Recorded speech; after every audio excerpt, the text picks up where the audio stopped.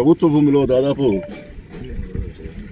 250 మంది వికలాంగులు ప్రభుత్వ భూమిలో గుడిసెలు వేసుకోవడము,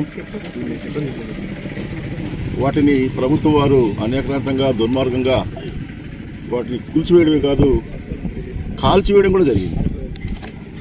వికలాంగులు అంటే సమాజంలో ఎంత చిన్న చూపో చూడండి. కాళ్ళు చేతులు లేని వాళ్ళే కాదు, గుడ్డి వాళ్ళు ఉన్నారు వికలాంగులు అంటే. ఎంతో పేదరికంలో మగ్గే వాళ్ళు కూడా వికలాంగులుగా ఉన్నారు. ఈ బద్వేల్ మున్సిపాలిటీ ఏరియాలో దాదాపుగా 2000 మంది వికలాంగులు ఉన్నారు.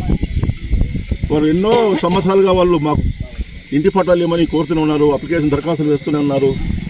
ఎన్నో పర్యాలు వాళ్ళు ధర్నాలు చేస్తూ వస్తున్నారు, కానీ ప్రభుత్వం ఏమాత్రమో పట్టించుకోలేదు. ఈరోజు వికలాంగులు వేసుకున్నటువంటి ఈ భూమిని, ఇది ప్రభుత్వ భూమి, ఇది కోట్లాది రూపాయలు విలువ చేస్తుంది. వారికి ఇవ్వకూడదు అనేటువంటి ఒక దృక్పథం, ఒక ఆలోచన ఎంత అది చెడ్డదంటే, అదే కోట్లాది విలువ రూపాయలు ఉన్నటువంటి వాళ్ళు పెత్తందారులు, రాజకీయ నాయకులు వాళ్ళు ఆక్యుపై చేసుకోవచ్చు, వాళ్ళు ధర్నాలు చేసుకోవచ్చు, వాళ్ళు క్షమించండి వాళ్ళు కబ్జాలు చేయవచ్చు, వారికి మాత్రం అండగా ఉంటారు.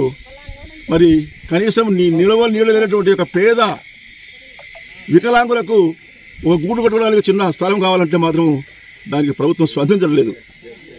ఈ విషయమై మేము తీవ్రంగా చింతిస్తున్నాం.